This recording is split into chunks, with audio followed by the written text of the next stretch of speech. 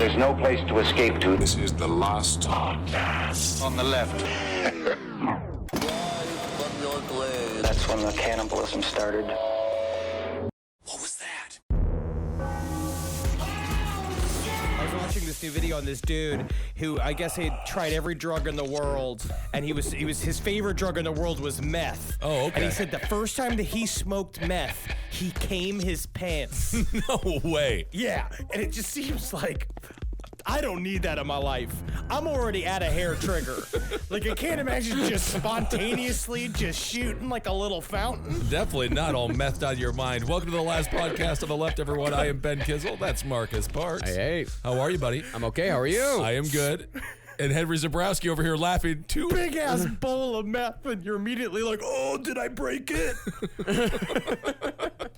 It is definitely a wild situation. Well, speaking of wild situations, we're on to Jerry Brudos part 2. He is the shoe fetish slayer, and the story just gets more disgusting from here. So after murdering Linda Slauson in his basement while his mother kept watch over his son upstairs, Jerry Brudos moved his family to Salem, Oregon, coincidentally just blocks away from the hospital where he was kept as a teenager. Now, this is my question. I do feel like there is like a psychological cycle here where he definitely blows up at activity as soon as he gets back to this sort of weird formative time in his life where the mental asylum like taught him that he could get away with his crimes really easily. Yeah. What is it with Salem? It's a haunted place, huh? No, that's Salem, Massachusetts. Not all Salems. Not all Salems. I see. Okay. Hashtag not all Salems. Oh, all right. I apologize. Different state, huh?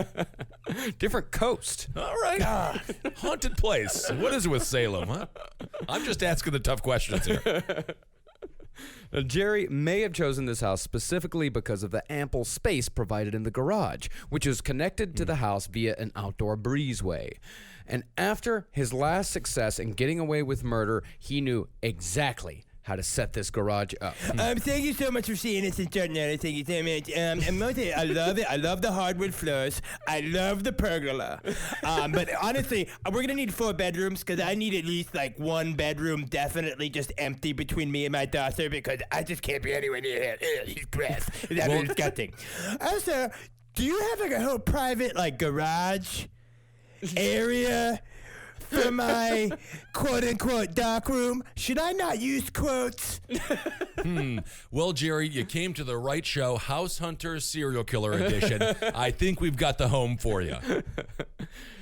Now, first, Jerry installed a padlock on the garage door. Then, he set up an intercom system and told his wife that she was only to communicate with him through the intercom should she need anything from the garage. These are massive warning signs for this woman, right? Yes. Well, quite a few massive warning signs show up in this woman's life over the next few months. Well, the reason why he told her to only communicate with him through the intercom, letting him know that she was coming inside, was that he told her that he had set up a dark room, which he kind of sort of had.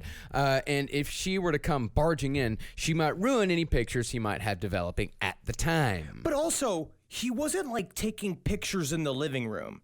You know what I mean? He wasn't taking pictures of flowers and shit. She never saw him taking pictures. She never asked any questions about like any of the origins of any of his private behavior.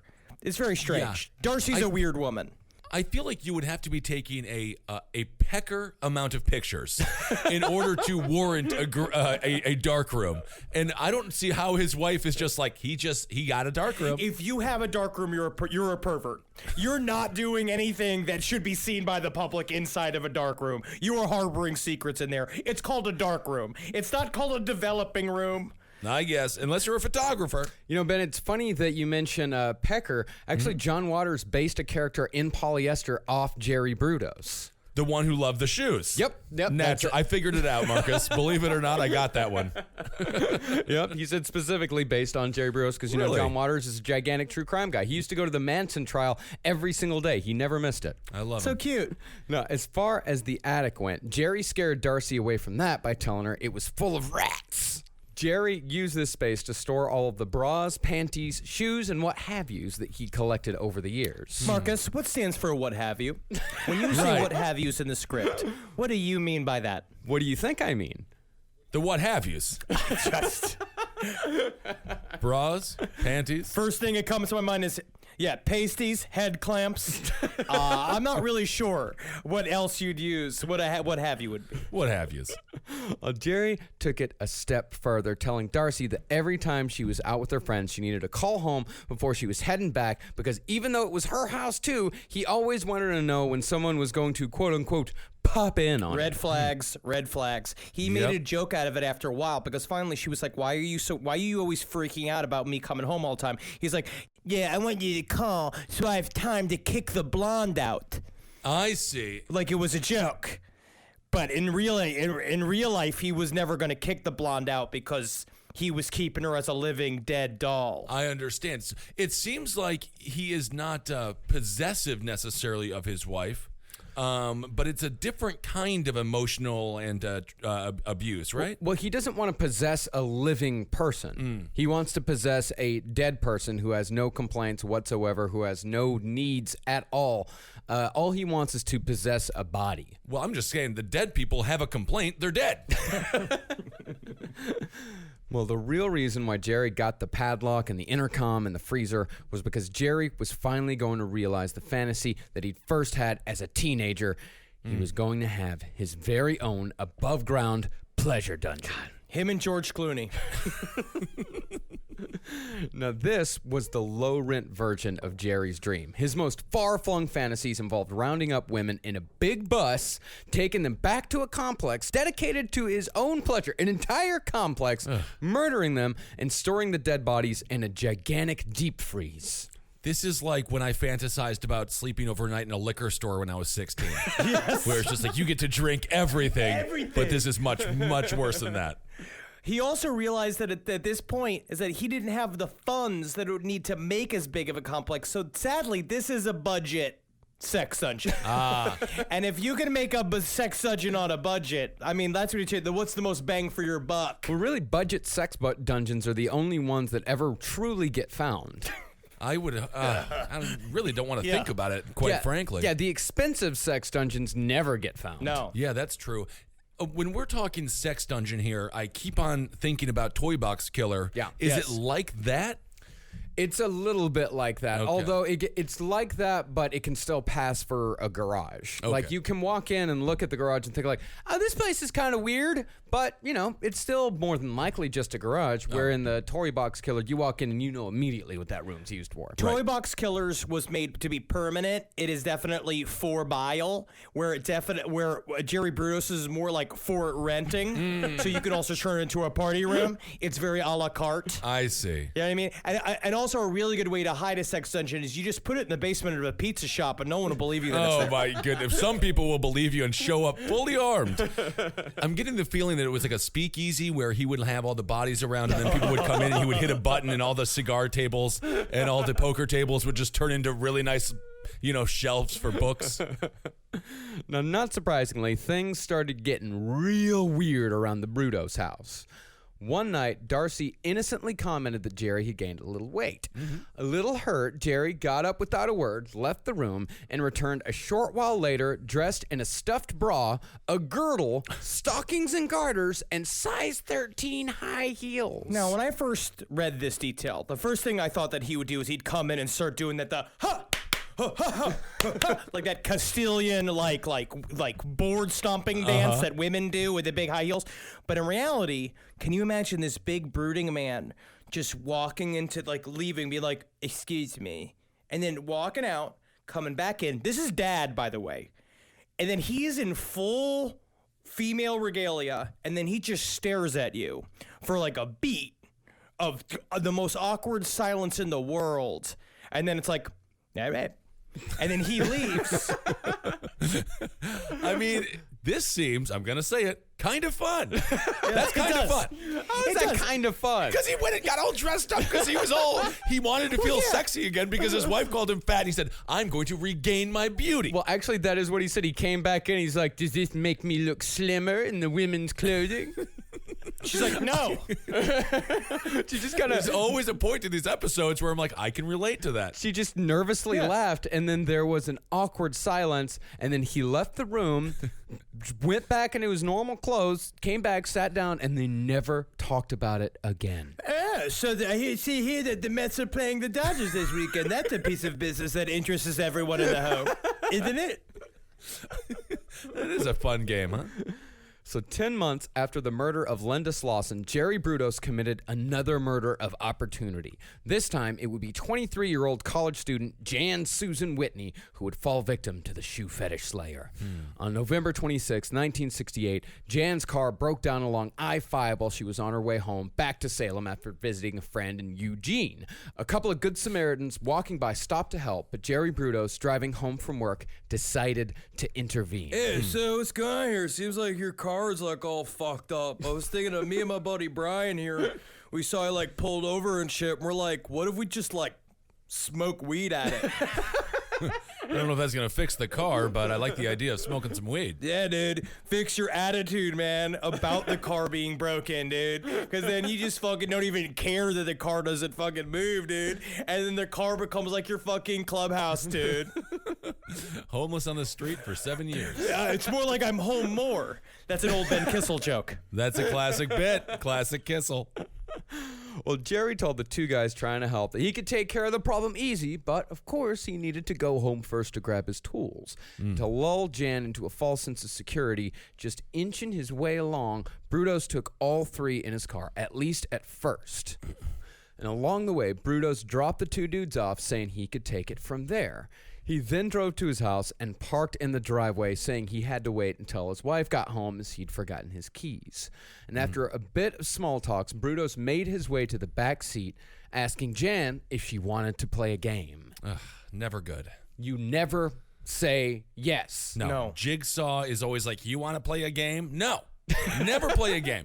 Absolutely not. You're going to end up in a vat full of heroin needles. Anytime a stranger asks if you want to play a game, you say no. Unless you showed up to play a game. Well, Unless yeah. you're in a specific area. You're in the back of a comic book store. You are at a baseball field where there is equipment also. Like, it can't just be an empty baseball field. There has to be balls and bats. Yep. Well, Jerry told her to close her eyes and try to describe how to tie a shoelace without using her hands. And while she tried, Jerry took a leather strip, wrapped it around her neck, and strangled her from the back seat of the car. That's like in those old cars in the early 2000s that would have the automatic like seatbelt thing, and then every once in a while it would like misfire, and then it's like your car's trying to murder you like it's fucking Christine.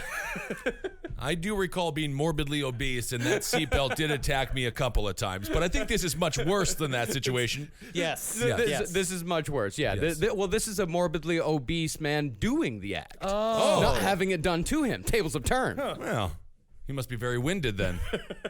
I do think it would be kind of funny if there was a morbidly obese serial killer and they just like name him the Windy Killer, the Winded Killer. Like, oh man, still making fat jokes about me, huh? Oh man, I'm the Winded Killer. He's the James Gandolfini of serial killers. Well, Jerry, after strangling her, he climbed back forward and raped her as she lay dying in the driveway of his own home. After that, he carried her body into his garage and dressed it up in clothes and lingerie from his collection, trying different ensembles to satisfy his need for the total possession of another human's body, taking photographs all the while. He then committed necrophilia on Jan's body and hung her corpse from a hook in his garage, only a breezeway away from the home he shared with his wife and two children. It's not just a breezeway. We also have a pergola. We have an outside grill. As you can see, it's all made with lovely reclaimed stones. I've got a one-person pool. People call it a tub, but it's like a pool. It's an outside pool. Yeah. So there's a lot of things between the my dark room, quote unquote. I'm sorry to say dark quote unquote, and the rest of the house. Yeah. I'm more concerned about the woman on the meat hook right now, to be honest. Oh yes, Yeah. yes. Very. You would be. Yes, because I'm a human being. So this is horrible stuff. He is brutal, huh? He is, and he gets even worse. My For goodness. 5 days, Brudos kept Jan's corpse hung in his makeshift dungeon. Jeez. Every day, he would race home from work as fast as he could to repeat the act he committed that first night. Oof. He then, just as he had with Linda Slauson, took a trophy, but this time he would take the term literally in a way I've never heard a serial killer take it. He cut off one of her breasts, filled it with sawdust, and mounted it on a board like one would do with a deer head or a prize fish. Oh, my God. This guy is absolutely brutal. I didn't quite realize. I feel like the shoe fetish part isn't as bad as all the other parts. You're right. The shoe fetish portion, I don't see how that was the branding. You're right. It's almost like the mounter might they work. could only write about the shoe fetish part in the newspapers. Yeah. And all the rest of it, it's really hard to say the breast trophy maker killer because it doesn't sell like you want it to. Also, in the transcripts of his, because we learn all this from his confessions, of course, because we're going to learn later on he's super egotistical and he loves everybody to know how evil he is.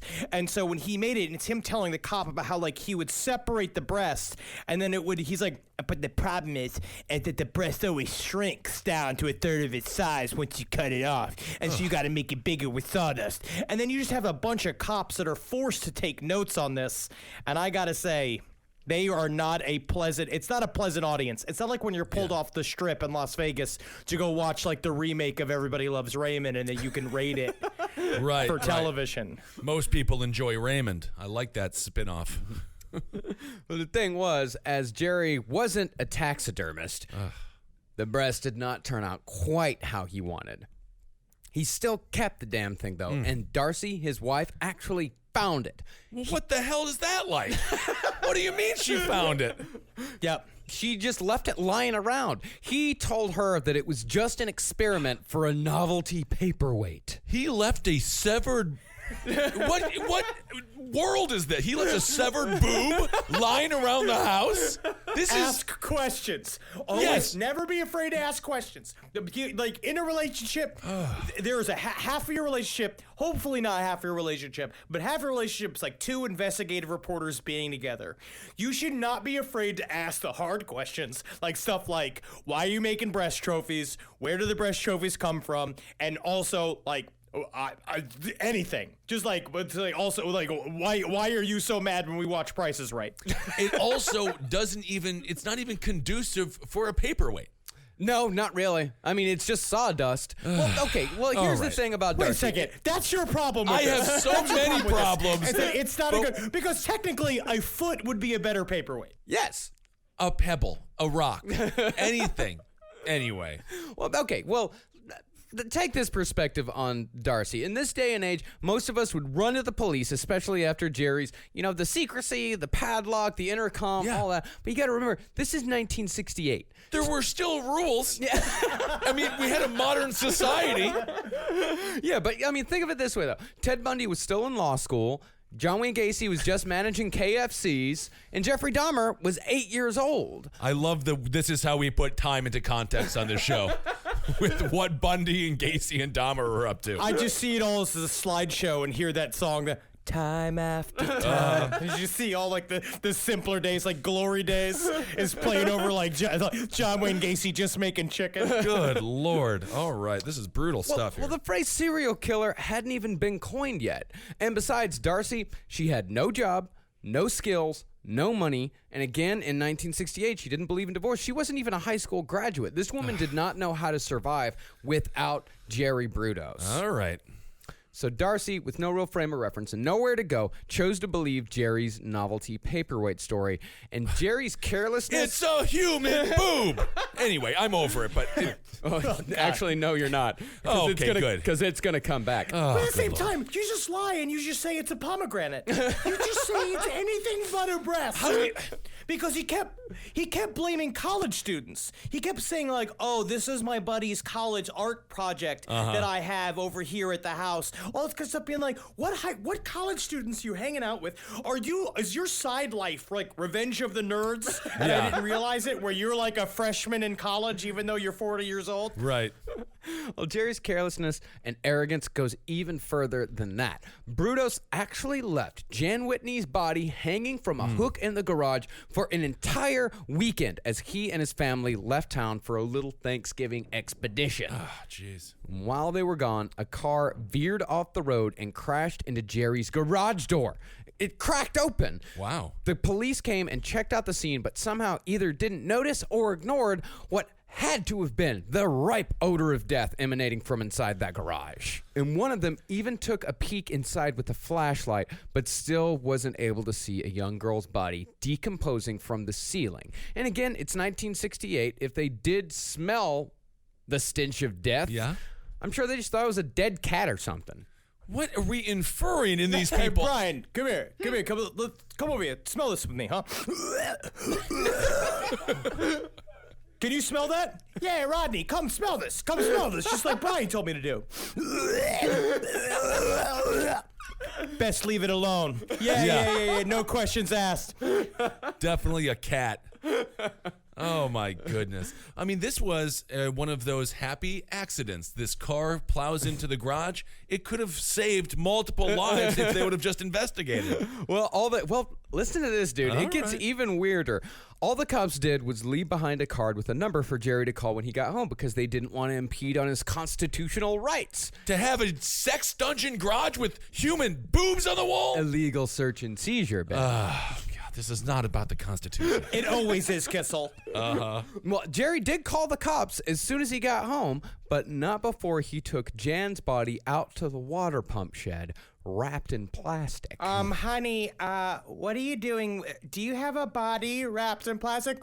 No, honey. No, absolutely not. Of course not. This is a dummy because I'm making a kung fu movie. Yeah, where we're gonna use this thing. We're gonna throw it off the roof. It's gonna like we're throwing a real guy off the roof, and it's gonna be kind of fun, kind of campy, right? With those nerds that I met from the community college.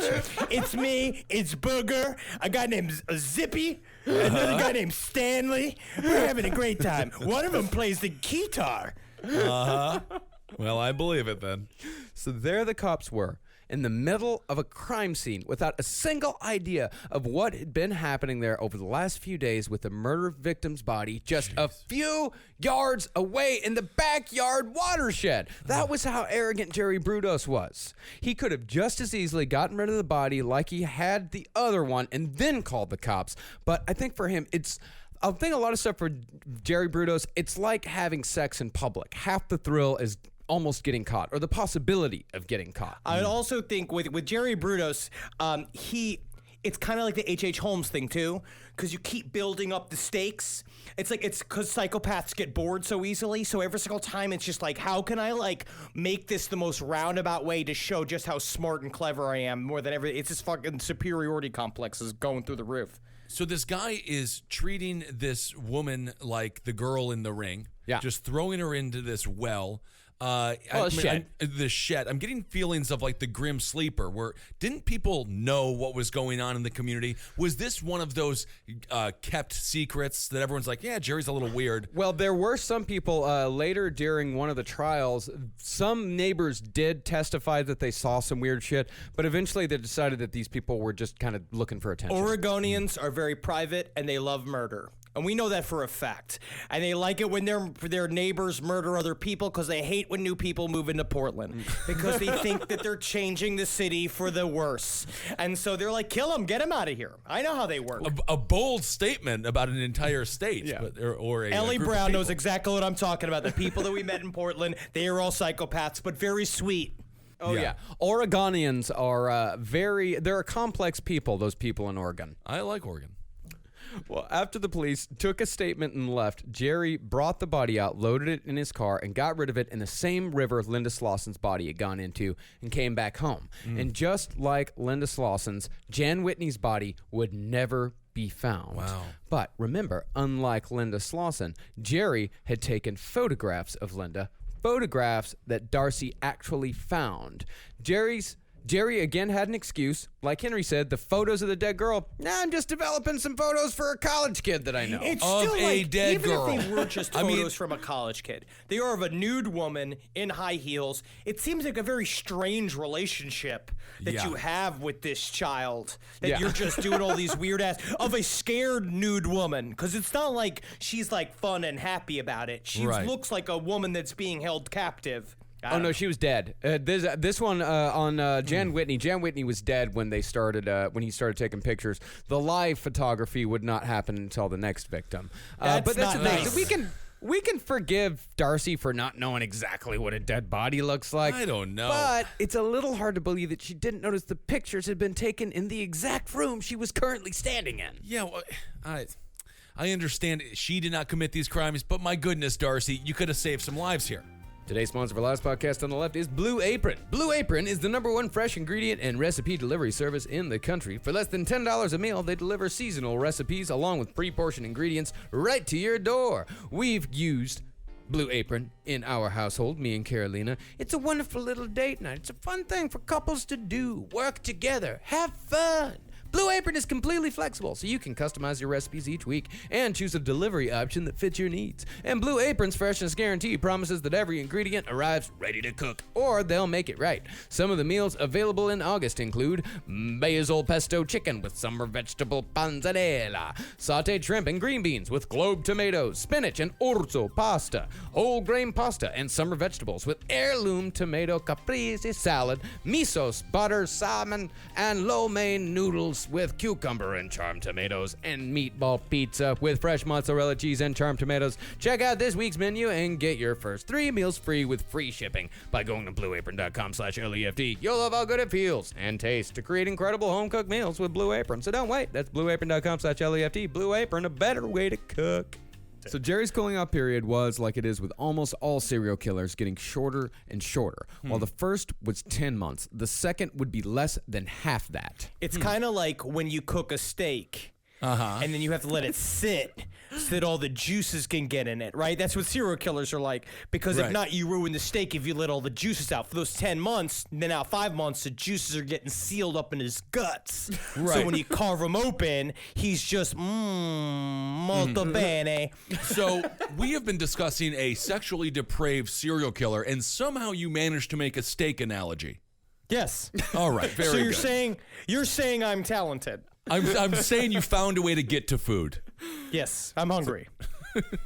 So Karen Elena Sprinkler was back home for spring break on March 27th, 1969. Her plan that day was to meet her mother for lunch at Meyer and Frank's department store and then spend a nice afternoon shopping. But Karen would never make it out of the parking garage, for there she met Jerry Brudos. Now, Jerry didn't say what he was wearing when he kidnapped Karen, but 2 witnesses from weeks before said that they had seen a gigantic freckled woman wandering around the parking garage, fiddling with her girdle. It could have just been a large lady. Could That be. has been unnecessarily maligned by these people. Well, this is the question now. Was Jerry Brudos transgender? No. Absolutely not at all? No, No. he just liked wearing women's clothing because not all cross-dressers are transgender. Some of them just like wearing skirts. All right. And Jerry Brudos was one of those people where he just kind of liked wearing women's clothing. Yeah, sure. Easy breezy, let it flow. It kind of became a job for him. Kind of like how podcasting was a passion of ours, but now it's our job. Where it's like he went from it being like a Tootsie, where technically it was a job, it turned into real life, to more of a Mrs. Doubtfire. Yes. Where now he's in a Mrs. Doubtfire part where his passion is becoming what he has to do. It's You know what I mean? interesting. And that's almost yeah. sad for him. It's interesting you mentioned clothing when performing your profession. You're currently naked. Again, That is a Again. part of this job that I am allowed I to see. do. I am allowed to be like that. It's funny you mentioned Tootsie. I haven't thought about that movie in a long time. We watched it as a family when I was like 10 years old. And then afterwards, my father went on a long diatribe about how it's not appropriate to dress like a woman. But then 2 of his sons are gay. Look at that. Yeah. Yeah. No, upon closer inspection, these witnesses that saw the gigantic freckled woman, obviously a man, as Jerry Brudos didn't have exactly what you'd call feminine features. But Disgusting, him- Marcus. How dare you? How dare I say that this pig-faced serial killer did not have feminine features? How dare I? He was beautiful to himself. He And was. he does not need I to may be be. beautiful to anyone else. Well, Jerry dressing up and hanging out in the parking garage, it shows that Jerry Brudos was at the very least scouting, as he was no longer content with just chance encounters like his 2 previous murders had been. Now, his first choice that day had been a cute brunette wearing a miniskirt and heels walking into Meyer and Frank's, but after he parked his car to go look for her, he couldn't find her anywhere. He walked back out to the garage and saw Karen Sprinkler getting out of her car. She wasn't exactly his type, but he decided she'd have to do. Just as she was about to walk into the store, Jerry stood in the doorway and pulled a gun on her. He told her that if she didn't scream and just came with him, he wouldn't hurt her, and so she followed him to his car and got in.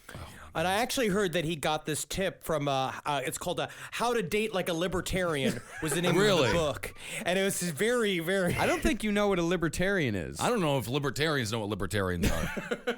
I know that I'm wearing a libertarian's uniform right now. Again, no clothes at all, except for headphones. So Jerry drove her back to his house, took her inside, and told her to strip. He forced her at gunpoint to model in various lingerie from his collection as he took pictures before tying a noose around her neck. The other end of the rope was attached to a hook on a come-along winch. Then he slowly ratcheted the rope inch by inch until her toes could no longer touch the ground, and he left her there to die as he went inside for lunch and a cartoon. Oh, God. And you know it was Popeye. Yeah, it was definitely Popeye because that's what would keep my attention. I could see that. Maybe Animaniacs. No, this was 1968. No I know. Animaniacs. No, well, Animaniacs. Let's just pretend. I love Animaniacs. It holds up. So this guy, first of all, it's interesting that he did all this on an empty stomach. Yeah. Second of all, he was so calm, he could just go eat lunch while this woman is dying in his shed or in his garage. Well, this all happened at like noon. Yeah, it was like in the middle of the afternoon, right? It was like 1 p.m. He was very, like, his whole thing was about having a superiority complex. He loved the idea of just doing it and then walking away like a king while someone else was essentially the winch and the rope were doing the hard work. He wasn't noon fuck all. It was like he was supervisor. He was immediately office spacing his own murders because he could. Well, when he got back, she was dead. Door to death. Karen Sprinkler's ordeal had lasted an hour. Now, this may be actually a controversial thing, but when I first saw the term come-along winch, I thought that it was a job at a Ren fair. Ah, I see. I've never been to one of those, but I'd like to go. They're really fun. Yeah, I've heard they're good fun. Times. A lot of meat on sticks. It's where we can be ourselves, Kissel. All right, I'm just concerned that someone cosplaying as a king would make me a bench, and then they sit on me, and I would be so upset the whole time. Just because you're in the Ren Fair doesn't mean you're all of a sudden in medieval times again. They have the same laws that we have here in America. If a king makes you a bench, you've got to be the bench. Yeah. Yeah. Well, Jerry again cut off the breast, hoping to give his paperweight gag one more shot. Jeez. This one was a little more successful, so he displayed it in his home on his mantle in full view for all the world to see. Oh, my So God. what is going on with the wife here? She has got a boob mounted on the wall in their living room. At some point, she should speak up, right? The boob's mounted in the garage. The boob I in know, the but there are living boobs mounted in the house. Whenever there's a It's boob not mounted, mounted, it's just sitting on the mantle. Yeah. It's a different than a mount. She's just got a Republican senator's wife's attitude, which is laissez-faire. You know, just like letting it be whatever it's Yep. going to be. don't go in the basement, don't go in the garage. I'm Mitch McConnell's wife. But you just don't want to go in there because it's just filled with his obnoxious toy trains. No, that's possible. But before Jerry Brudos got to that project, he had to get rid of the body. As he cut off the breasts, he stuffed her bra with brown paper towels to keep the wounds from bleeding all over his car seats. He then drove the body to the Bundy Bridge, tied it to an engine block, and pushed the bundle over the railing into the Long Tom River. Now, you know, between Bundy Bridge, Ted Bundy, Bundy Drive, where Nicole Brown and Ron Goldman were murdered, and Carol Bundy of the Sunset Strip Killers, I'm starting to think maybe there's something fucking up with this Bundy name. Yep, and think about Al Bundy and the group that he had, No Ma'am. No, ma'am. Which is very inappropriate. Very, very inappropriate. That's why I say if you see a Bundy, change it to a Bumdy. Oh, Give it an M. The Bumby family sounds like they're always late to Six Flags. They're rushing. God dang it, we're Bumbies. It's a family that's all mentally handicapped, but they call themselves hobbits, and that's how they hide it. So less than a month after Jerry Brudos murdered Karen Sprinkler in his garage, he attempted his third murder, again by trying to take a woman hostage in a parking garage. But this time, he would fail. Good. 24-year-old Sharon Wood was walking to her car on the way to meet her soon-to-be ex-husband to discuss divorce proceedings when she heard footsteps behind her. They got closer and closer until she felt a tap, tap, tap on her shoulder. She turned around to see Jerry Brudos pointing a gun.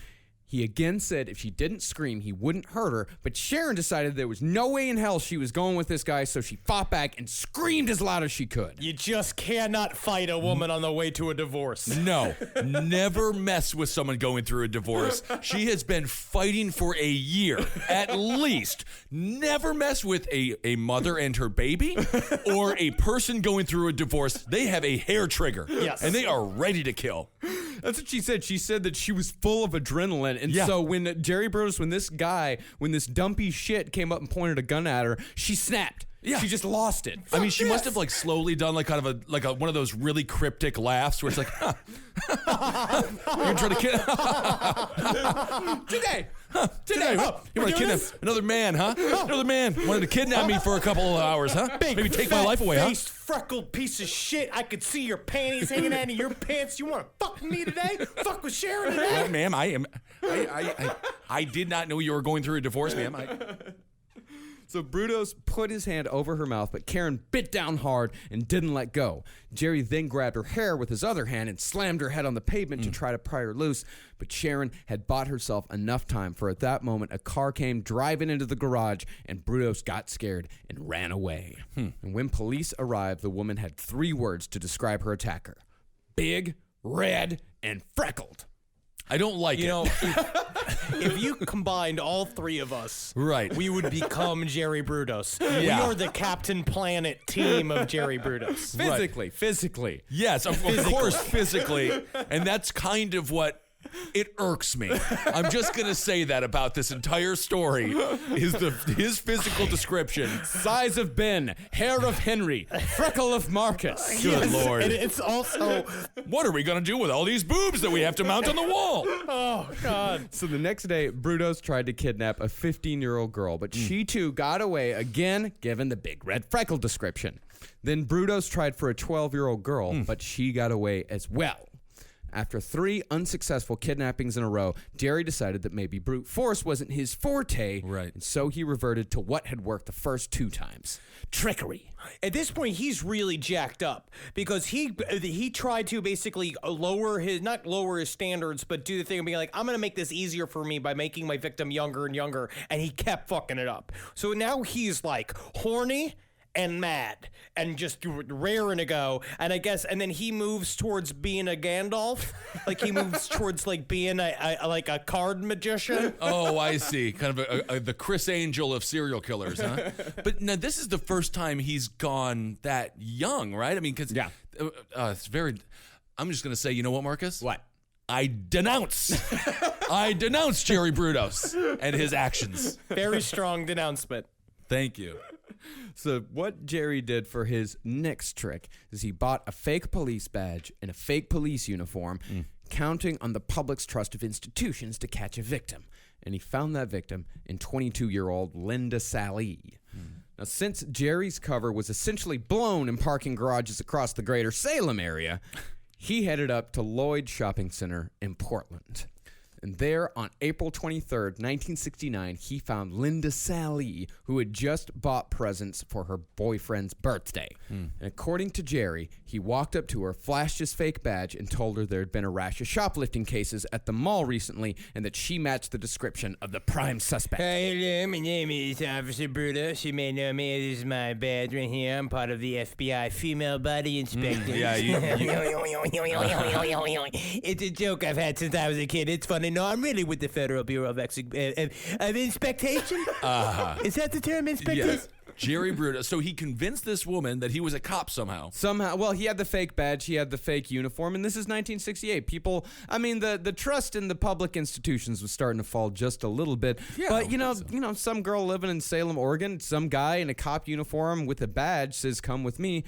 Probably gonna go with him. But it's not like he has a cop car or any information or understanding of what being a police officer is? Yeah, he did not. But the thing is that at this point, this girl's probably more afraid of getting into trouble than she is of getting murdered. You know, that's a much more reasonable thing to go through her head. It's like, I'd better go with this cop or else I might get in trouble. I don't want to get in trouble. And if I just go with this guy, then nothing bad is going to happen to me. And that's the great irony of it, is her trying to prevent something bad from happening is what actually leads to her murder. Yeah. Never trust anyone. That's right. Never trust anyone. You know, I want to see the cop car. I want to see the numbers on the badge. Yep. If I'm going into an ambulance, I want to check. You better check them sirens. Yep. Before I believe that this is an ambulance. I do not trust that I am being arrested by a police officer until I am fully beat up, in handcuffs, sitting in jail. And then I say, I think they might have been real cops. You got me. You got me, guys. I trust you now. No, I agree. Don't trust anyone. All we have to do is follow Stone Cold Steve Austin's t-shirts. Which is? DTA. Don't trust anybody. Anything that can fit on a Stone Cold Austin t-shirt, that's all you need. Well, if Linda Sally's fear shifted from getting into trouble to physical harm as they drove an hour back to Salem instead of the police station, she didn't say a word on the entire drive, according to Jerry. And she didn't say a word when Jerry directed her to enter his garage. There, he tied her up and went to eat dinner. He's always doing this stuff hungry. Like you said, Kissel. It was like I was reading about like Terry Crews. He wakes up and he works out first thing and he doesn't eat till 2 p.m. He's doing all this hungry. Really? Yeah. Wow. I guess it's sort of like a Snickers commercial here, the Jerry Brudos edition, which is, it would be a dark line of commercials for Snickers to go down.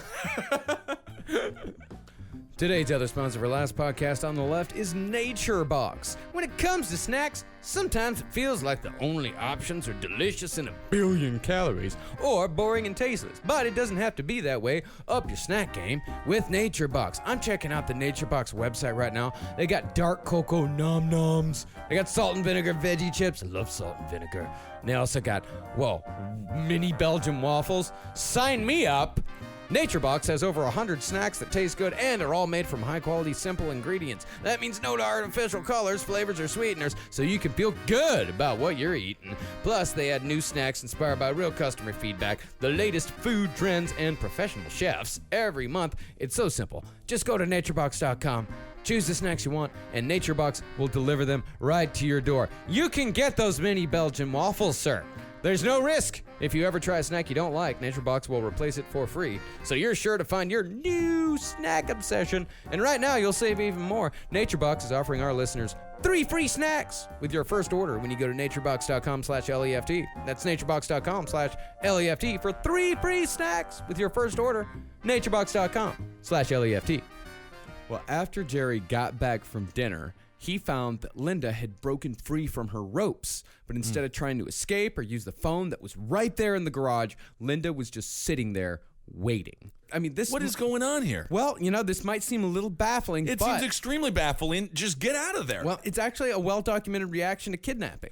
I read this article. It was published in the Journal of the Royal Society of Medicine. Sounds like they focus on spina bifidus the most. Very good. Very good, Marcus. Thank you. But these two writers, David Alexander and Susan Klein, they wrote that in some kidnappings, certain personality types will respond with what's called frozen fright. In frozen fright, the victim's normal emotional reactions are completely paralyzed. In more extended kidnapping scenarios, some people suffer from what's called learned helplessness, in which the person believes nothing they do can help their situation. And it's very possible that Linda Sally fell victim to this symptom almost immediately upon figuring out that Jerry Brudos was definitely not a police officer and definitely meant her harm. Because, as far as it could be with her, she was just waiting for him to take her home. She's like, well, I guess I'm just here, but if I sit here and wait, then maybe he'll just take me home and not hurt me. Yeah, and do whatever he wants. We'll get this over with, and then this will be over. And at the same time, Jerry Brudos is looking at all this is that it's technically fulfilling his even deeper fantasies, because there's a part of him where he sees that she's broken away and hasn't escaped, and he's like, she's flipped. She now loves me. This is all consensual. This is all great, and it's a thing that he always wanted, like total control over someone. And at the same, but he's also a very sick person. Well, the thing is about Jerry is that he liked her being so submissive, but Right. what he really wanted to do is he wanted to possess the body totally. He didn't want a living woman. He just wanted the body. He just wanted Right. a doll. So he tied her back up. He looped a noose around her neck, just as he had with Karen Sprinkler, and again slowly winched the rope along until she choked to death. And again, he committed necrophilia. But this time, he decided to try an experiment. He hung her corpse on a hook, stuck hypodermic needles into her rib cage, and ran electricity through the metal. He said he wanted to see if he could use the current to make the corpse, quote-unquote, dance. Okay, so he's got this woman acting like, I believe, Kim Basinger in Tom Petty's Last Dance with Mary Jane. Kind of, sort of, So he's dancing. Again, what is happening? He's in a garage. Don't the neighbors notice, or the family? At some point, you have to understand there's like a bunch of experiments going on in this garage, and it's not like totally normal. What's he building? What's he building? And then you open it up, and you just see him dancing with a corpse.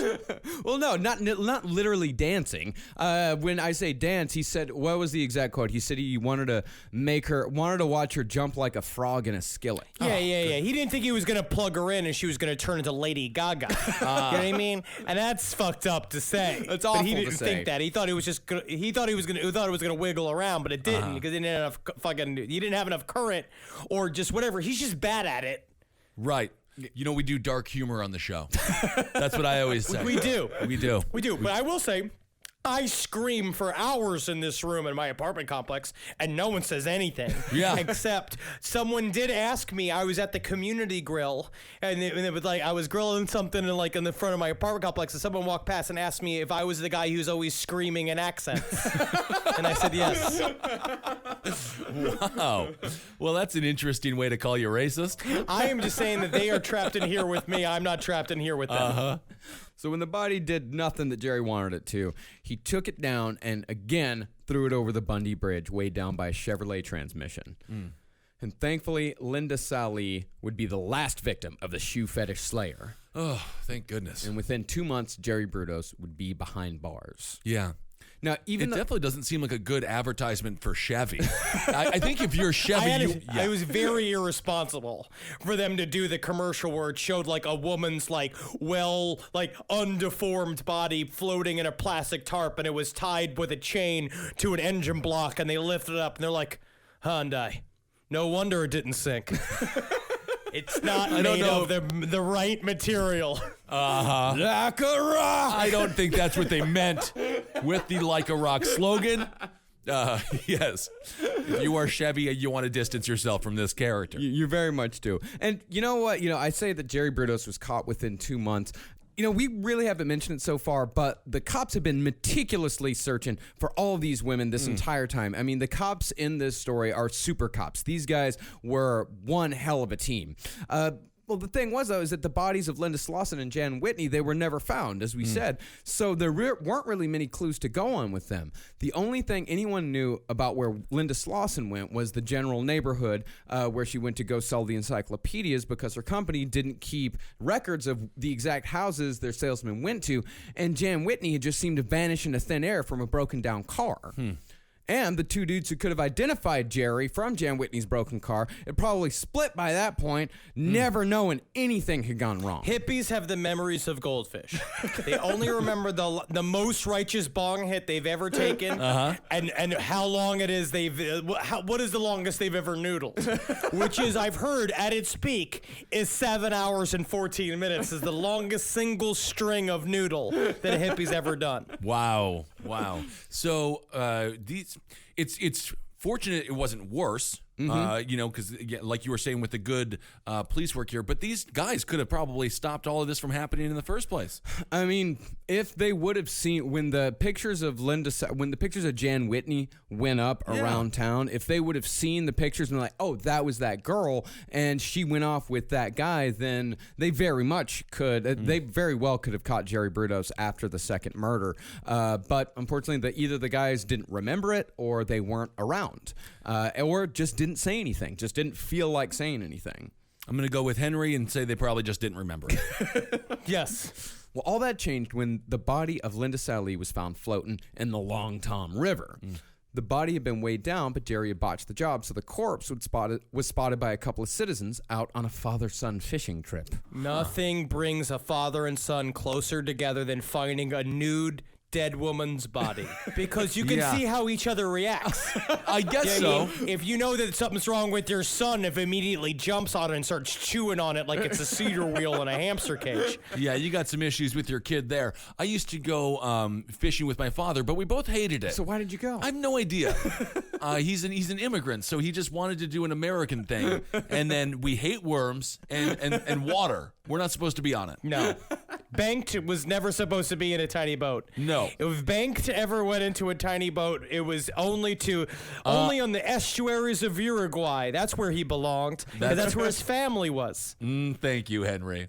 Beautiful. No, while searching for more clues, divers also found the body of Karen Sprinkler just 50 feet away. When they inspected the knots used to tie the bodies to the weights, they found that whoever had done the knots had used what was called underwriter's knots. And these knots were specifically used by electricians. And so police had their first real clue. After Linda Selly, Brudos decided to change venues and tactics for his next victim. Just simply abducting or tricking women wasn't enough for him anymore. Now he wanted to play with them psychologically. Jerry started haunting Oregon State University, hanging around campus, and bothering women to go out on a date with him. And when that didn't work, he started calling dorms, asking for Pam or Susan or Tanya, just random names in the hopes that he would be connected with anyone. Hi, excuse me, I'm looking for, is La Quinta home? Is La Quinta there? You called the La Quinta Inn. We don't actually have anyone named. Oh, yeah. Yeah. Maybe it's not so common a name there. So do you have a, is there a Howard Johnson there? No, that's a... I mean, I'm just looking at lists of hotels. Yeah. Are you These looking are not to... women's names. Now, he was actually successful with this 3 times, and each time he told the girl on the other end, and this is what he opened with, is that he was a Vietnam vet with ESP. Oh, my good. Did he mean PTSD? Nope, he meant ESP. Actually, it's more like I'm a Vietnam vet. I should have finished this with ESPN. I have all of the ESPNs. I have 1 through 9. You know what I mean? Because you can watch all the pool that you want to watch, all the billiards on ESPN 6. And then ESPN 9 is just John Madden stuck on a toilet on a cam. Oh, man. I think that channel would do fairly well, actually. He would then ask them out for, quote-unquote, coke and conversation. Not cocaine. Oh, okay. Coca-Cola. Well, do cocaine, and then you're going to have a lot of conversation. You're going to have a lot of conversation. Well, the first 2 girls he called turned him down, but the third said yes. They got together for a date, and Jerry was a creep almost immediately. Because by this time, the murders of Linda Sally and Karen Sprinkler were common knowledge. So Jerry decided, as a lot of these guys do, to talk hypothetically about the murders. So this is his sort of if I did it moment. Yes, it is. Well, it's the same thing that Ed Kemper did when he went over to the cop bar and he would talk to them about the murders that he had committed hypothetically. He's like, well, if I was this guy, I might have done this or I might have done that. Or John Wayne Gacy doing the ride-alongs with the cops that were following after the disappearance of Robert Peist.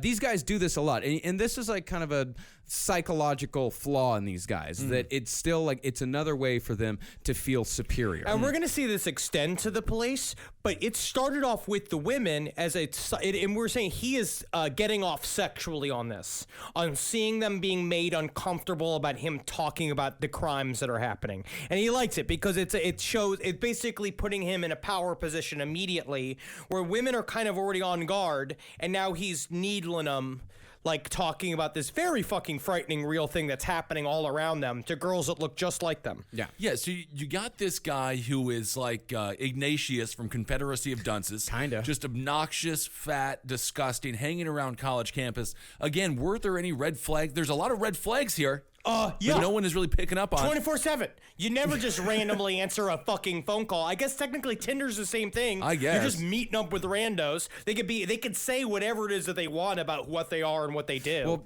first, when Jerry was out on the date, he asked the girl how she knew Jerry wasn't going to take her to the river and strangle her. That's what he opened with. Do you think it's just because I look too kind? Or do you think it's because I look too fucking awesome.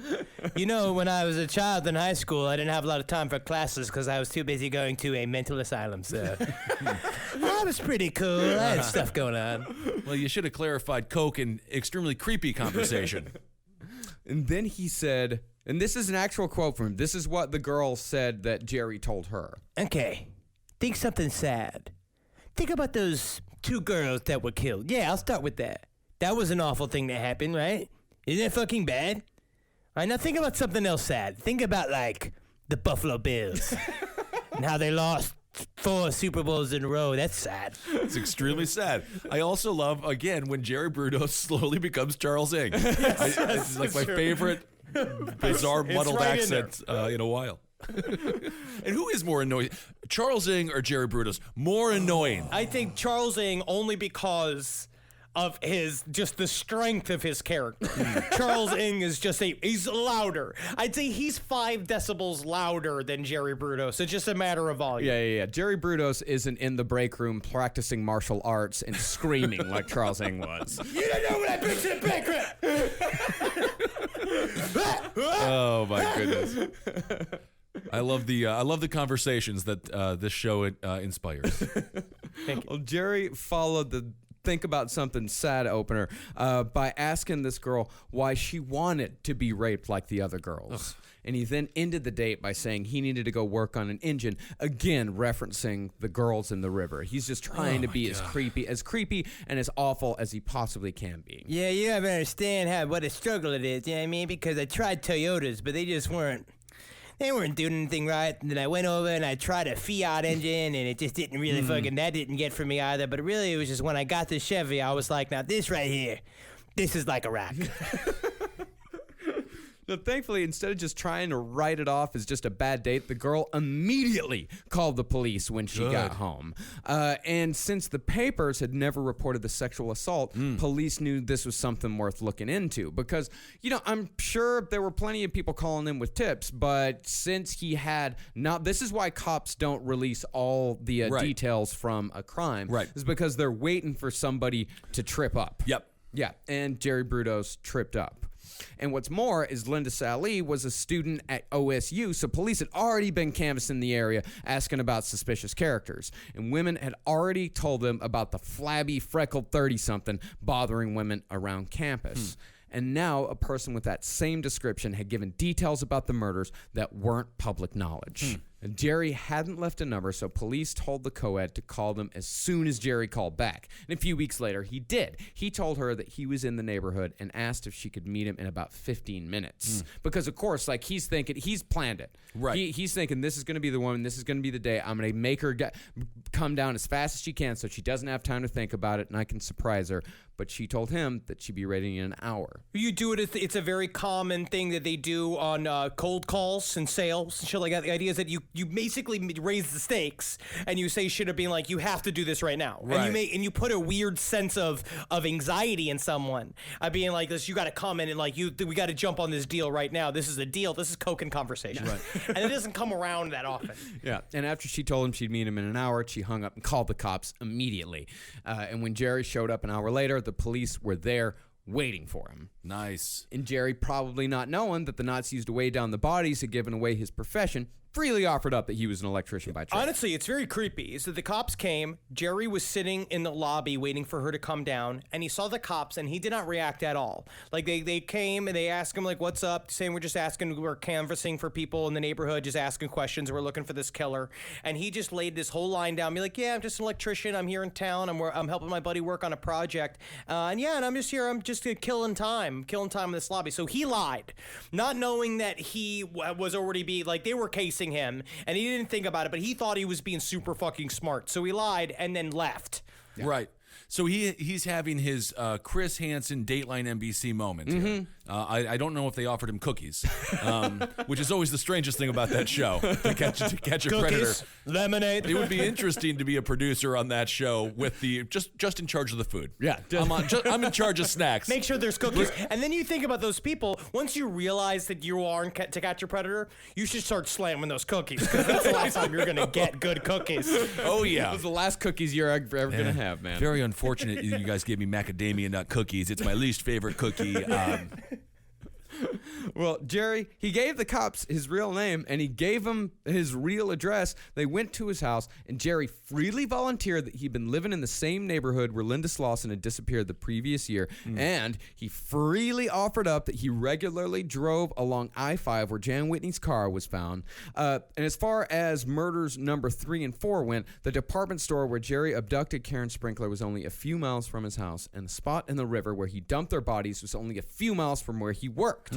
But it's actually okay, because what you do is that what we know about serial killers, especially now, is that they work in a very small radius. Unless they are really booking around like Richard Ramirez did in order to try to like throw off the scent and all that bullshit. If you're not aware, which especially at the time there's no writings about serial killers, you keep it all like they know that there's a central spoke. And as soon as they see like, oh shit, all this stuff's within easy access of this shit, it's right there. And the guy's an electrician, it's right there. We just need to watch his ass. Yeah. And I don't know if Richard Ramirez could ever throw off the scent. Horrible breath. Horrible breath on that Horrible guy. breath. Yeah, because at this point, all of this stuff is totally circumstantial. Right. He just happened to be in the same area, and he just happens to, he just happens to be an electrician, and the knots just happen to be tied the way an electrician ties the knots, and he happens to match the description of a creepy guy going around bothered women. It's adding up pretty quick here. It's definitely adding up, but it's still circumstantial. This stuff isn't going to hold up in a court of law. But then Jerry let the cops search his garage. And there... Incredible. Oh, no! And there, cops saw wires tied in underwriters' knots, just like the knots on the bodies. So while Jerry was talking about God knows what, one of the cops slipped a knot into his pocket. And then the investigators happened to notice just how much goddamn nylon rope was lying around. And now, it is impossible to imagine how someone could have this much arrogance, but Jerry actually suggested, without prompting, that cops should take a piece of the rope with them. Yeah. Hey, couldn't help but notice you're looking at all my piles of rope, huh? It's kind of fun, right?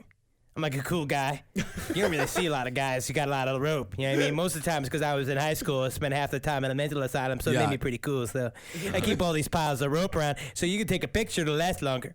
But you don't even last longer than a picture. Just have some rope. Go have some. I have some to spare. You enjoy yourself. Go on, play with it. Do whatever you got to do. Look at this. You're hanging out, you fly. It's like a thin little peanut. But then if you put it in a bowl, it's like a bunch of spaghetti. You can do anything you want with the rope. Those are two things that you could theoretically do with the rope.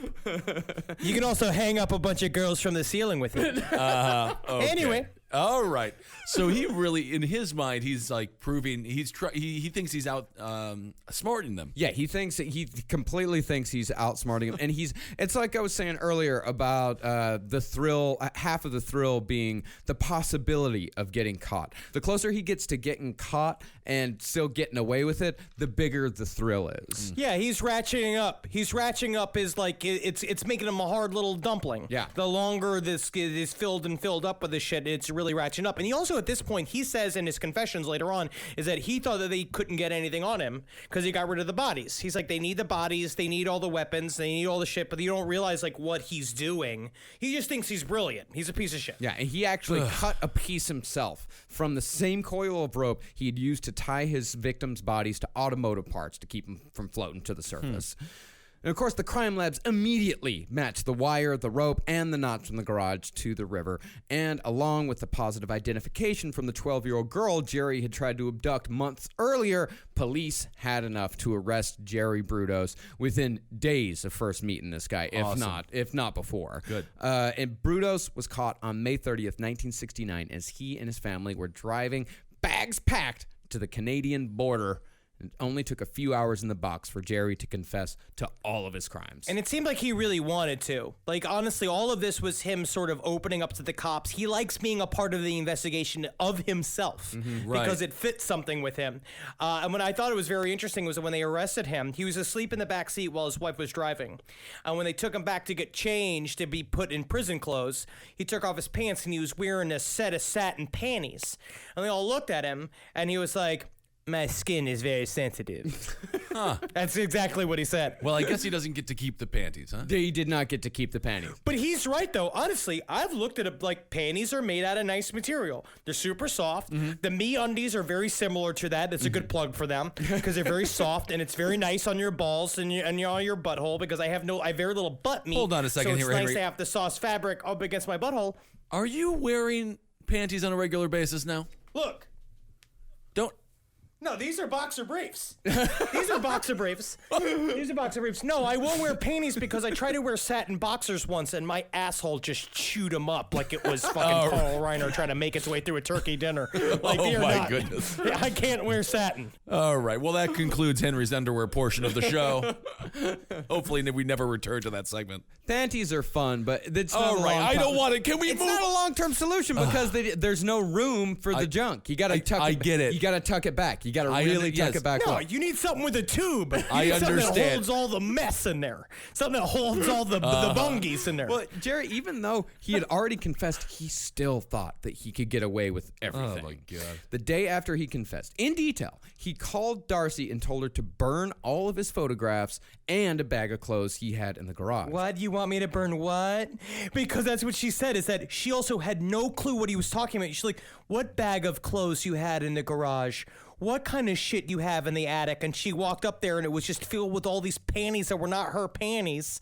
And was she in for a surprise? I don't know. This Darcy woman seems very complicit, and now she's acting like Madeline Kahn in the movie Clue. She's burning all the photos. This puts her, in my opinion, in the realm of criminality. Well, she did not burn the most incriminating But she burned photos. some of the photos. She burned a couple of photos, and the general theory is that she only burned a couple of the photos so she could have a bit of an insurance policy in case Jerry ever did actually get away with it. If he How ever is he did getting get away out. with it? Yeah. Anyway, I mean, all at right. this point, you really wonder how Darcy looks at Jerry Brudos at this point. Like, how does Darcy, what do you think, Henry? How does Darcy see Jerry Brudos at this point in her life? He's fun, he's fancy, he's free. I think so. that obviously it's just the deepest form of denial in a way where you've really just to the point where you're aiding and abetting a murderer, where I think that you at some point you have to break through whatever is your comfort zone because it's what she's living in. She's living in a bubble. I think it was kind of the same thing we looked at when we talked about Eric Harris and stuff like that, when you're like looking at this kid that's something is obviously fucking up. Yeah. But you are just not gonna even acknowledge it because if you do, you have to do something about it, which involves then putting yourself in harm's way. Like, because think about this. How far is the jump between you becoming, you're his wife, and then if you discover all the crimes, that you become one of the victims? Yeah. You already seen the kind of shit that he was doing cryptic shit. He was choking her and stuff that she wasn't into. He was putting bags over her head and taking pictures of it like back in the day, and she saw the look in his eyes. She saw the Brudos glaze that would go over when he did that kind of shit, and she knows that he's fucking dangerous. I mean, Anyway, it seems like if her comfort zone is a garage that has multiple corpses inside of it, there's something wrong with her. Well, she didn't know there were corpses in the garage. She didn't want to know. Anyway, I'm not. I don't know. I'm just saying. Well, I mean, the point is she didn't burn the most incriminating photos. Oh, okay. Because when police examined them, they found one photo in particular in which Jerry had placed a mirror underneath the skirt of one of his victims as she hung in the air. And there, in the reflection of the mirror, was the dead-eyed face of Jerry Brudos. And you know she saw that face before. Yeah. Yeah. Of course. She's just like, ah! And just threw it back in the pile. Yeah, her husband looks like Christian Bale from The Machinist. I mean, he's just obviously soulless. Opposite. He's the opposite Well, of it he's fat because and he was ugly, so yeah. fat. Yeah. Right. That The is look true. in the eyes. But the look in the eyes, that's right. Yeah. Now, after half-heartedly trying an insanity defense, Brudos pled guilty to 3 of the 4 murders and was sentenced to life in prison. But the system wasn't done with his family just yet. There was still the matter of Darcy because the DA's office, just like you, they thought there was no way that this woman could not have known that there was something going on. So she was charged as an accessory to the murder of Karen Sprinkler. Okay. But after 7 hours of jury deliberation, Darcy Brudos was found not guilty. I don't know. She I don't just get it. sounds like she's a she's a daft woman. She reminds me somewhat of the what's the mom from All in the Family. Sure. Complicit in racism. And we don't know what was the name of the main dude in that? Archie Bunker. Archie Bunker. Probably a killer. We never saw his garage. They never did show his garage, so that's a good point. The only thing he ever killed was a 6-pack and a roast chicken. Love that guy. Darcy and her children changed their names, moved away from Salem, and are more than likely still living their lives out here somewhere in the United States. Maybe they're the Bumpkies. Is it what is it, the Bumbies? The Bumbies. The Bumbies. The Bumdies. You know who else would I think would have been? You know who could have really used a Darcy Brudos? Elliot Spitzer. Stand by your man, yep. As for Jerry's run in prison, he was never particularly popular among the inmates and was actually sodomized about 6 months into his stay on New Year's Eve. Guys, let's listen. I know we're all caught up in the fever. The countdown is happening right now, but just please don't. All right, well, at least let me sing while I do it.